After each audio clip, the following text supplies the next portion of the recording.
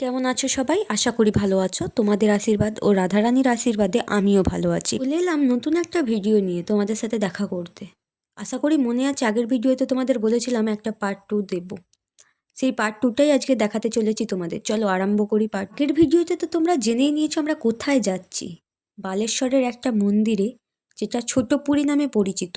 তোমরা হয়তো অনেকেই সেই মন্দিরে গেছো। এখানকার পরিবেশ কিন্তু খুব মনোরম, মন কেড়েছে বহু দর্শকের। এই যে এত সুন্দর ফুলের বাগান, যেটা দিয়ে আজকে তোমাদের ভিডিওটা আরম্ভ করেছি, কি সুন্দর করে শাড়ি দিয়ে সাজানো রয়েছে, কিন্তু কেউ হাত দিতে পারবে না। হাত দিতে পারুক আর না পারুক, এই যে সুন্দরভাবে শাড়ি দিয়ে সাজানো রয়েছে, এতে চোখে কিন্তু এক আলাদা দৃষ্টি আকর্ষণ করছে, চোখের এক আলাদা শান্তি এনে দিচ্ছে। মন্দিরের ভিতরে ঢোকা যাক। মন্দিরে প্রবেশের আগে এখানে কিন্তু একটা গঙ্গা জলের সুন্দর চৌবাচ্চা করা রয়েছে এবং পাশে কল রয়েছে। হাত পা ধুয়ে তবেই মন্দিরে প্রবেশ করতে পারবে। এই যে দর্শন পেয়েছি সেই মন্দিরের। আমরা এগিয়ে যাচ্ছি বা রাধা মাধবের দর্শনের জন্য। জানি না রাধা মাধব দর্শন দেবে কিনা। এরিয়াটা কত বড় দেখো, পরস্পর রয়েছে সব মন্দির, কত বড় এরিয়া। আবার হাজার হাজার লোক, কেই না ভালোবাসে বলো তীর্থযাত্রা করতে। দূরে দেখা গেছে মন্দিরের সিঁড়ি, দর্শনের জন্য কত লোক এগিয়ে যাচ্ছে। এই যে একটু প্রণাম সেরে এগিয়ে যাচ্ছি রাধা মাধবের দর্শনের জন্য। এই দেখো ভিতরে রয়েছে পুরোপুরি টেরাকোটার কাজ, খুব সুন্দর করে পরিপাটি করে সাজানো। দেখতে পাচ্ছ কত ভক্ত, কত সবাই তার দর্শনের জন্য ছুটে যাচ্ছে।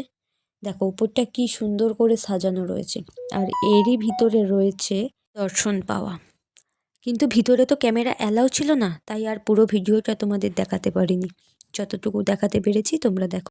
এখানে কোনো আওয়াজ করা যাবে না, নীরবতার সাথে এগিয়ে যেতে হবে, তাকে প্রণাম করে বেরিয়ে আসতে হবে।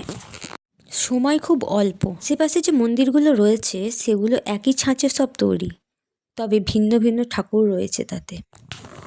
এই যে এটা হচ্ছে রাধাকৃষ্ণের যুগল মূর্তি, খুব সুন্দরভাবে গাছের তলায় রাখা আছে।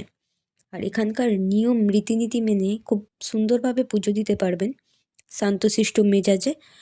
আর এই যে এটা হচ্ছে মূল মন্দির, যেটা পুরোটা কত বড় এরিয়া নিয়ে তৈরি, দেখলে তবে বুঝতে পারবেন। জানি না কতটা বুঝতে পারছেন, তবে যদি কখনো সুযোগ হয় একবার সামনাসামনি দেখে আসবেন। মানুষের টাকা পয়সা সবসময় থাকে না, কিন্তু ঘোরার শখটাই বড়। এখন যদি টাকা পয়সার কথা ভাবেন যে টাকা নিয়ে যেতে পারবো না, স্বল্প ব্যয় এইসব ছোটোখাটো জায়গাগুলো ঘুরে আসুন।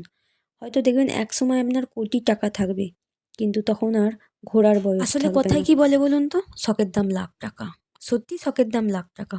জীবনে শখ থাকারও প্রয়োজন আছে, যে এই সব জায়গাগুলো ঘুরবো, তীর্থযাত্রা করব। ব্যাপার হচ্ছে স্বল্প ব্যয় এই সব জায়গাগুলো ঘুরে আসুন, শুধু চোখে না মনেও এক অদ্ভুত শান্তি এনে দেবে। আর একটা কথা না বললেই নয়, এখানকার আর একটা জিনিস আমার খুব মনে ধরেছে। আমি যতটুকু সময় ছিলাম ওখানে, খুব সুন্দরভাবে হরিনাম হয়েছিল, মূল মন্ত্র।